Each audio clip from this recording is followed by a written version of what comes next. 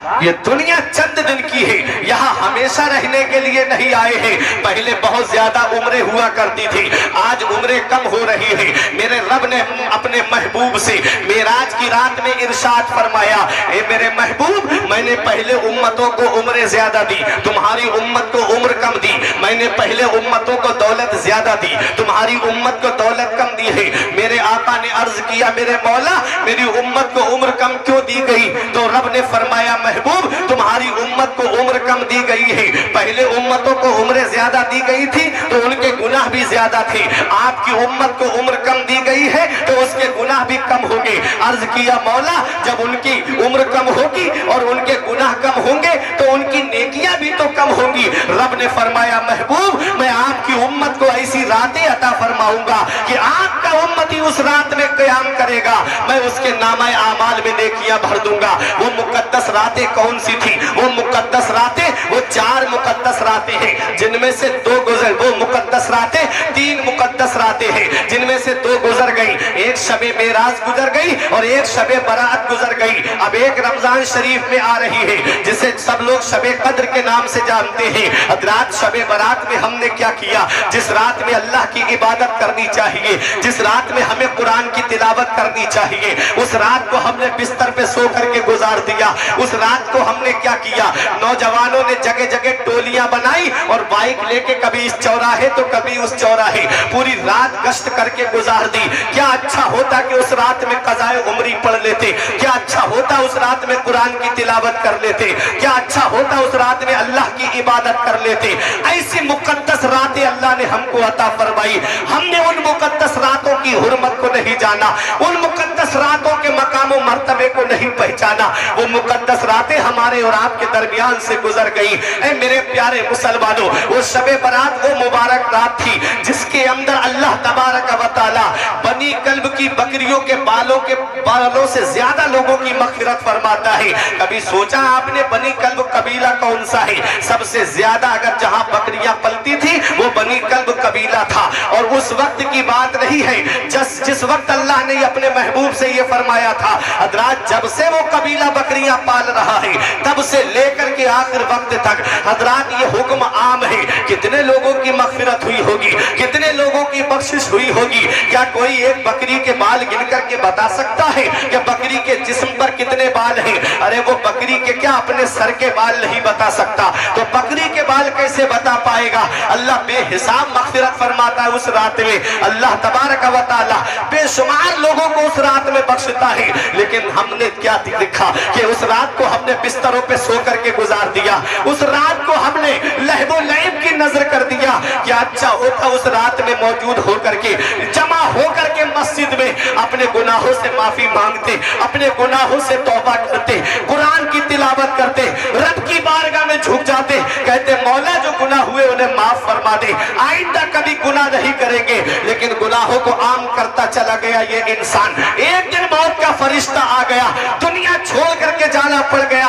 مجھے ایک بات اتنی بتا دو، جو جوا کھیل کے جاتا ہے اس کا نام مٹا دیا جاتا ہے، جو چوری کر کے دنیا سے جاتا ہے اس کا نام ختم کر دیا جاتا ہے، جو عیاشی کر کے دنیا سے جاتا ہے اس کا نام مٹا دیا جاتا ہے، جو زناکاری کر کے دنیا سے جاتا ہے اس کا نام ختم کر دیا جاتا ہے، اور جو نمازیں پڑھ کے دنیا سے جاتا ہے اس کا نام باقی رہتا ہے، جو روزے رکھ کے دنیا سے جاتا ہے لوگ اس کو یاد کرتے رہتے ہیں۔ ارے جو اچھے کام کر کے دنیا سے جاتا ہے لوگ اس کو یاد کرتے ہیں، جو مسجد کی خدمت کر کے دنیا سے جاتا ہے لوگ اس کو یاد کرتے ہیں، جو مدرسوں کی خدمت کر کے دنیا سے جاتا ہے لوگ اس کو یاد کرتے ہیں، جو علماء حفاظ کی محبت میں دنیا سے جاتا ہے لوگ اس کو یاد کرتے رہتے ہیں۔ اس لیے اے میرے پیارے مسلمانوں، امام غزالی کے قول کو اپنے دل کی تختی پہ لکھ لو۔ امام غزالی فرماتے ہیں لوگ مرنے کے بعد قبر میں چلے جاتے ہیں، اچھا انسان لوگوں کے دلوں میں چلا جاتا ہے۔ واہ واہ واہ واہ، سبحان اللہ۔ لوگ اس کو یاد رکھتے ہیں۔ अपने गुफ्तगू में याद रखते हैं, अपने लफ्जों में याद रखते हैं। इसलिए आज इस कंजुल ईमान कॉन्फ्रेंस से ये पैगाम दिल की तख्ती पे लिख करके ले जाओ। इस दुनिया में हमेशा रहने के लिए नहीं आए हैं। हमने उनको भी देखा है। एक साहब हमसे सीना तान के कह रहे थे, मौलाना जितने तुम पैसे पूरी साल कमाते हो, मैंने अपने बेटों को वो तालीम दिलाई है, वो दुनियावी तालीम मैंने अपने बच्चों को दी कि मेरा एक बेटा एक महीने में इतने पैसे कमा के लाता है। मैंने कहा अल्लाह का शुक्र अदा करो। बोले मैं अल्लाह का शुक्र तो अदा कर रहा हूँ, लेकिन मैं तालीम बता रहा हूँ। क्या मिला हाफिज बन करके, क्या मिला मौलवी बन करके? मैंने कहा ये तो वक्त ही बताएगा कि क्या मिला। तुम्हारे वालिद ने तुम्हारी जिंदगी बर्बाद कर दी। मैंने कहा जिंदगी बर्बाद नहीं की है, उन्होंने अपनी जिंदगी भी आबाद की है और हमारी भी जिंदगी आबाद की है। जब दुनिया से जाना हो रहा था तो चारपाई पे पैर रगड़ रगड़ करके दुनिया से जा रहा था। बेटे निगाहों के सामने खड़े थे। बाप कहता है बेटा मेरी रूह नहीं निकल रही है, मेरे लाल सूरह यासीन पढ़ करके सुना दे ताकि नज़ा में आसानी हो जाए। वो जिन्हें मदरसों का रुख नहीं कराया, वो जिन्हें दीनी तालीम नहीं दिलाई, वो कहते हैं अब्बा हमें तो ये भी पता नहीं कि यासीन शरीफ है कौन से पारे में। कहा कि जा इमाम को बुला ला। इत्तेफाक ये कि इमाम भी हुजरे में नहीं मिले।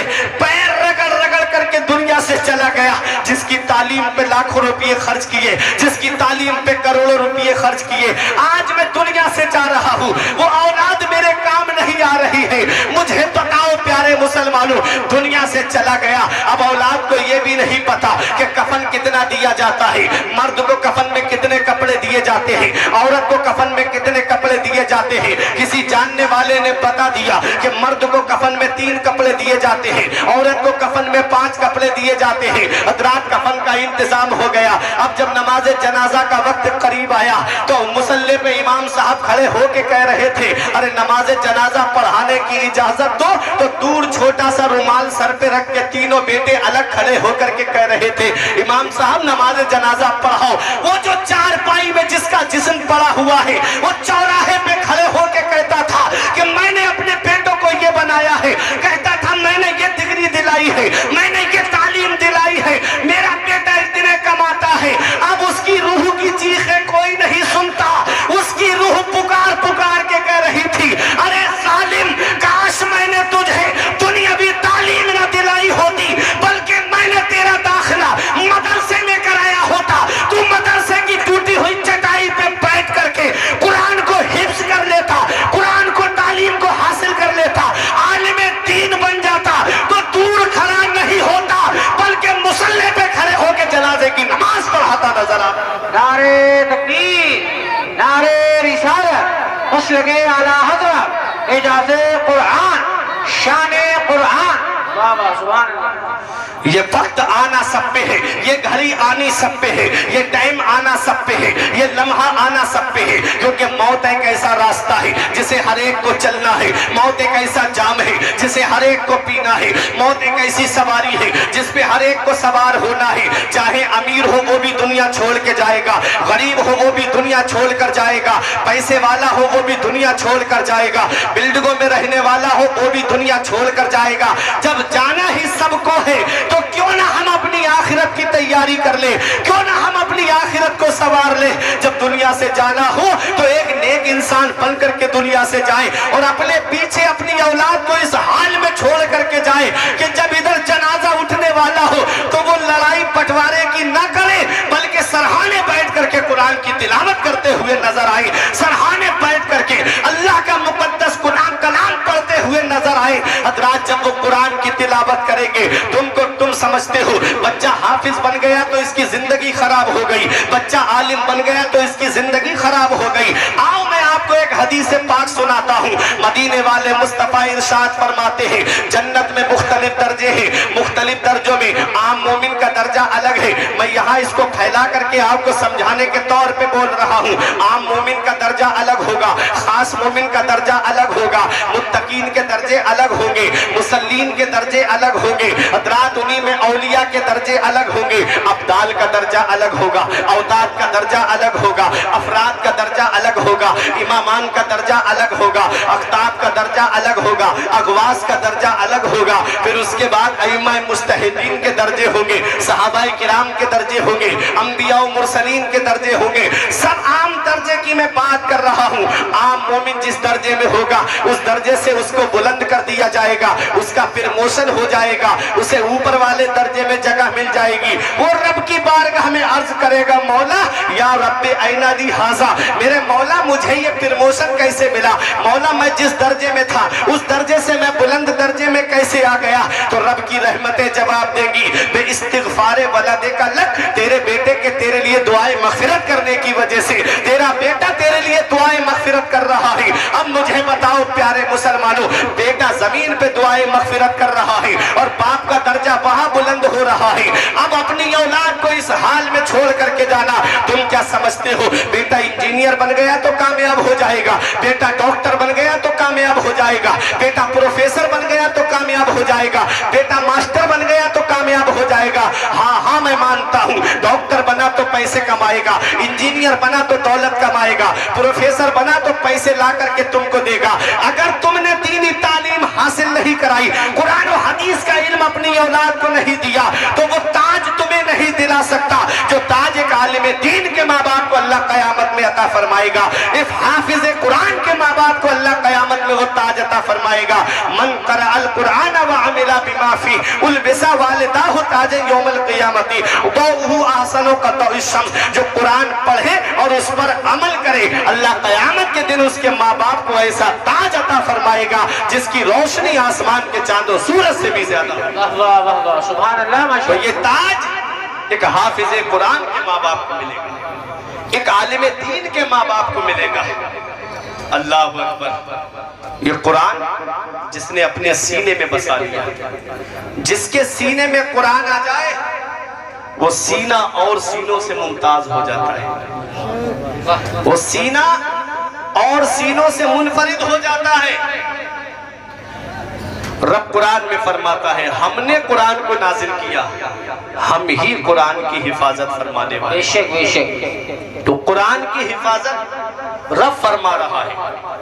लहाफिजून का तसव्वुर बता रहा है कि कुरान की हिफाजत हुफाज़े किराम के जरिए की जाए। कुरान की हिफाजत हुफाज़े किराम के जरिए की जाएगी। आप देख लो, किताब तौरात भी है, किताब ज़बूर भी है, किताब इंजील भी है और किताब कुरान मजीद भी है। वो भी अल्लाह की किताबें हैं, ये भी अल्लाह की किताब है, लेकिन उनके मानने वालों ने उसमें तहरीफ कर दी, उसमें रद्द बदल कर दिया, चेंजिंग कर दी। जहाँ जहाँ मेरे आका हुजूर सल्लल्लाहु अलैहि वसल्लम की तारीफ और तौसीफ थी, पूरे के पूरे औराक सफ़हात जो है वो गायब कर दिए। कुरान को आज तक कोई क्यों नहीं बदल पाया? तो सुनो, उनकी हिफाजत का जिम्मा परवरदिगार ने नहीं लिया था, कुरान की हिफाजत का जिम्मा अल्लाह ने लिया। हमने कुरान को नाजिल किया है और हम ही कुरान की हिफाजत फरमाने वाले हैं। आप देख ले, दुनिया की सारी प्रेसों पे पाबंदी लगा दो, सारी मशीनें बंद करा दो, कागज भी बनवाना बंद कर दो, और जितने कुरान पाक हैं उन्हें इज्जत के साथ उठा करके एक बुलंद जगह पे रख करके ताला लगा दो, और फिर उसके बाद कहो, क्या कोई ऐसा है जो जैसा कुरान हमारे नबी पे 1450 साल पहले नाजिल हुआ था वैसा पढ़ के सुना दे? तो मैं बरेली तो लेके जाऊंगा नहीं, इसी तहसील निगासन के अंदर सैकड़ों हुफाज आपको ऐसे मिल जाएंगे जो कुरान पढ़ करके आपको सुना देंगे। माशाअल्लाह। तो कुरान को कोई बदल नहीं सकता, जो बदलने आए वो खुद बदल गए। अब तो वो बहुत बुरी जिंदगी गुजार रहा है, अल्लाह रो रहा है कमरे में बैठ करके, जो कुरान को बदलने की बात कर रहा था। है कौले मोहम्मद कौले खुदा, फरमान ना बदला जाएगा, बदलेगा जमाना लाख मगर कुरान ना बदला जाएगा। कुरान वो अल्लाह की किताब है जिसमें हर चीज का बयान मौजूद है। हमारा रिश्ता कुरान से दूर हो गया। और सुनो, मैं एक हदीस आपको सुनाता हूँ। ये उलमाए किराम तशरीफ फरमा है, दुर्रे मंसूर सूरह मुहम्मद की तफसीर में अल्लामा आरिफ साहब, मैंने उसमें एक रिवायत पढ़ी कि मेरे आका ने कुर्बे क़यामत की 72 निशानियां बयान फरमाई। उन 72 निशानियों में से मैं 3 निशानियां आपको बताता हूँ। میرے آقا فرماتے حلت المصاحف وصورت المساجد وطبلت المنائر. آقا فرماتے ہیں قرآن شریف بہترین جلدوں میں ہوں گے، قرآن شریف بہترین جلدوں میں ہوں گے، خوبصورت جلدوں میں ہوں گے، خوبصورت اوراق میں ہوں گے، مسجدیں سجی ہوئی ہوں گی، مسجدیں ڈیکوریٹ ہوں گی، سجی ہوئی ہوں گی، اور مینار اونچے اونچے ہوں گے. آج بتاؤ قرآن شریف بہترین جلدوں میں ہے کہ نہیں ہے؟ مسجدیں سجی ہوئی ہیں کہ نہیں ہے؟ آج مینار اونچے اونچے ہیں کہ نہیں ہے؟ قرآن شریف بہترین جلد میں ہوگا لیکن پڑھنے والا نہیں ہوگا. مسجدیں سجی ہوئی ہوگی اور نمازیوں سے خالی ہوں گی. مینار اونچے اونچے ہوں گے لیکن دل ویران ہو چکے ہوں گے. کبھی آپ نے غور کیا یہ دل ہمارے ویران کیسے ہو گئے؟ کبھی آپ نے غور کیا کہ آج ہمارا نمازوں میں دل نہیں لگتا، جلسوں میں دل نہیں لگتا، علماء کی مجلس میں دل نہیں لگتا؟ کبھی آپ نے غور کیا؟ میں آپ کو ایک حدیث سناتا ہوں. آپ کا فرماتے ہیں الغناء ينبت النفاق فی القلب کما ينبت الماء الزرع. میرے آقا فرماتے ہیں گانا دل کے اندر ایسے نفاق اگاتا ہے جیسے پانی کھیتی کو اگاتا ہے، جیسے پانی سبزہ کو اگاتا ہے. آپ نے دیکھا ہوگا کہ جگہ جگہ جہاں پانی جمع ہوتا ہے وہاں گھاس جماتی ہے کہ نہیں جماتی ہے؟ گھاس اگاتی ہے. آقا فرماتے ہیں گانا دل کے اندر نفاق پیدا کر دیتا ہے اور ایسا نفاق اگاتا ہے جیسے پانی گھاس کو اگا دیتا ہے. یہ گانے سن کر کے دل مردہ ہو گئے، یہ گانے سن کر کے دل سیاہ ہو گئے. آج قرآن ہم نے اتنے اوپر سجا کر کے رکھ دیا جہاں جمعے کے دن بھی ہاتھ نہیں پہنچتا، اور LCD سامنے لگی ہوئی ہے، پورا گھر بیٹھ کر کے فلمیں دیکھتا ہے، پورا گھر بیٹھ کر کے وہی فلمیں چل رہی ہیں، گانے سنے جا رہے ہیں. تمہیں پتہ ہے آج ہماری مسلم بیٹیاں ارتداد کی طرف جا رہی ہیں. اب سے 2-3 سال پہلے اخبار کی رپورٹ کے مطابق 40,000 کے قریب مسلم بیٹیاں ارتداد کی طرف چلی گئیں. اور اب کتنی خبریں آپ روزانہ سنتے ہو، کتنی مسلم بیٹیاں ہماری ارتداد کی طرف چلی گئیں. کبھی اس پہ غور کیا آپ نے؟ کیا اس کا حساب ہم کو نہیں دینا ہے؟ کیا اس کا جواب قیامت کے دن نہیں دینا ہے؟ میرے آقا فرماتے کلکم راعٍ وکلکم مسئول عن رعیتہ. تم میں کا ہر شخص ذمہ دار ہے، ہر شخص سے اس کی ذمہ داری کے بارے میں پوچھا جائے گا قیامت کے دن. باپ اولاد کا ذمہ دار ہے، بڑا بھائی چھوٹے بھائی بہنوں کا ذمہ دار ہے، شوہر بیوی کا ذمہ دار ہے. آج ہم اپنی ذمہ داری کہاں نبھا رہے ہیں؟ آج دیکھا جائے تو ہمارے گھروں کا ماحول اسلامی ماحول نہیں رہا. آج ہمارے گھر میں 10-15 لوگوں کی فیملی، کبھی دل میں یہ خیال نہیں آتا کہ آج سب لوگ بیٹھ کر کے قرآن کی تلاوت کریں. آج ہمارے گھر میں پورا پریوار ہے لیکن کبھی ہم نے یہ نہیں کہا کہ سب اٹھ کر کے فجر کی نماز پڑھو اور فجر کے فوراً بعد قرآن کی تلاوت کرتے ہیں. کوئی ہر وقت فلمیں چل رہی ہیں، گانے سنے جا رہے ہیں. بچپن سے ہم اپنی اولاد کو لو اسٹوری والی فلمیں دکھاتے ہیں، محبت والی فلمیں دکھاتے ہیں، وہی باتیں ان کے ذہن میں بیٹھتی چلی گئی. پھر ایک دن آیا کہ منہ سیاہ کر کے بیٹی باپ کا اور دوسرے کے ساتھ فرار ہو گئی. پھر گلیوں میں منہ چھپاتے ہوئے پھر رہے ہیں. اتنا یاد رکھنا پیارے مسلمانوں، مدینے والے مصطفیٰ کی حدیث پہ عمل کرو. آقا ارشاد فرماتے ہیں ادبوا اولادکم علی ثلاث خصال. اپنی اولاد کو 3 باتیں سکھاؤ. کیا فرمایا مدینے والے مصطفیٰ نے؟ اپنی اولاد کو 3 باتیں سکھاؤ.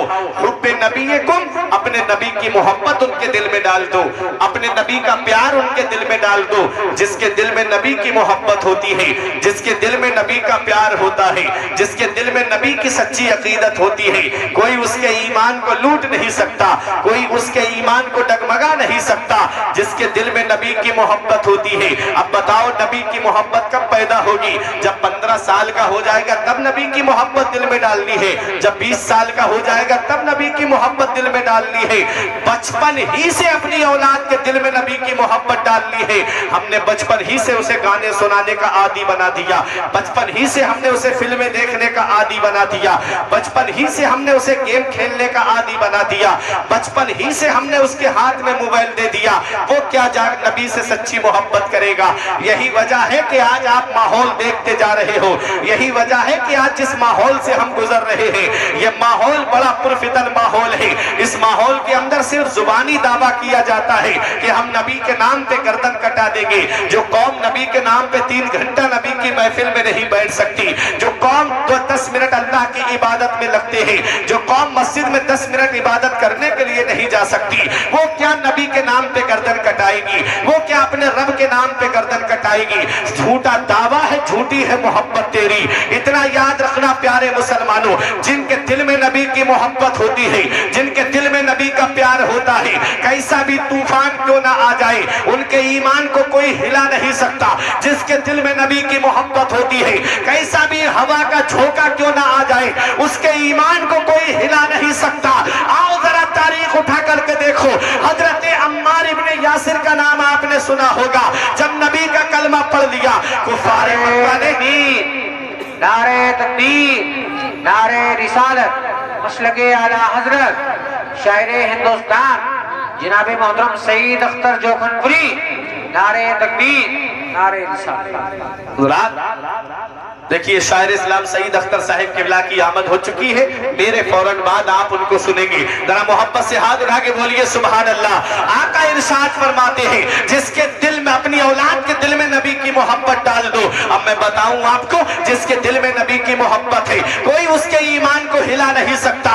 हजरत अम्मार इब्ने यासिर ने जब नबी का कलमा पढ़ लिया, नबी से सच्ची मोहब्बत कर रहे हैं, आग के शोलों पे लिटाया गया, जिस्म से चर्बी पिघली, आग के शोलों को बुझा दिया, फिर आग के अंदर डाला गया। जलती हुई आग के अंदर अम्मार इब्ने यासिर जा रहे हैं, आका गुजर के जा रहे थे। अर्ज किया, या रसूल अल्लाह उन्जुर हालना, या रसूल अल्लाह मेरा हाल देखिए। आका ने दस्ते मुबारक धुआं के लिए उठाए। आका धुआं करते हैं, या नारो कोनी बर्दो व सलामन अला अम्मार कमा कुंते अला इब्राहिम। ए आग मेरे अम्मार पे वैसी ही ठंडी और सलामती वाली बन जा, जैसी हजरत इब्राहिम पे ठंडी और सलामती वाली हो गई थी। आग ठंडी हो जाती है। हजरत अम्मार इब्ने यासिर आग से बाहर निकले। कुफारे मक्का ने मशवरा करके कहा, ए अम्मार इब्ने यासिर, हमने सारे जतन करके देख लिए, लेकिन सारे हरबे फेल होते नजर आ रहे हैं। एक बात हम तुम्हारे सामने रखते हैं, एक ऑफर तुम्हारे सामने रखते हैं। तुम कहो तो तुम्हारे कदमों में जितनी दौलत कहोगे ला करके हम रख सकते हैं। तुम जिस कबीले की खूबसूरत लड़की से कहोगे तुम्हारी शादी करा सकते हैं। तुम जिस कबीले का सरदार बनना चाहते हो हम तुम्हें सरदार बना सकते हैं। बस एक ही शर्त है, नबी का कलमा पढ़ना छोड़ दो, नबी से मोहब्बत करना छोड़ दो, नबी से प्यार करना छोड़ दो। हजरत अम्मार इब्ने यासिर का जवाब सुनो, जिसके दिल में नबी की मोहब्बत होती है वो अपने ईमान का सौदा नहीं करता है। अम्मार इब्ने यासिर फरमाते हैं, ए मक्के के काफिरों, अगर सारी दुनिया की दौलत लाकर मेरे कदमों में रख दो, तब भी मैं अपने नबी से मोहब्बत करना नहीं छोड़ सकता। बरेली के इमाम की नजर पड़ी, बरेली से पुकार के कहते हैं, उनका मंगता पांव से ठुकरा दे वो दुनिया का ताज, उनका मंगता पांव से ठुकरा दे वो दुनिया का ताज, जिसकी खातिर मर गए मुनीम रगड़ कर एड़ियां तेरे कदमों में जो है, गैर का मुंह क्या देखे, कौन नजरों में जचे देख के तलवा देना। नारे तकबीर, नारे रिसालत, मसलके आला हजरत।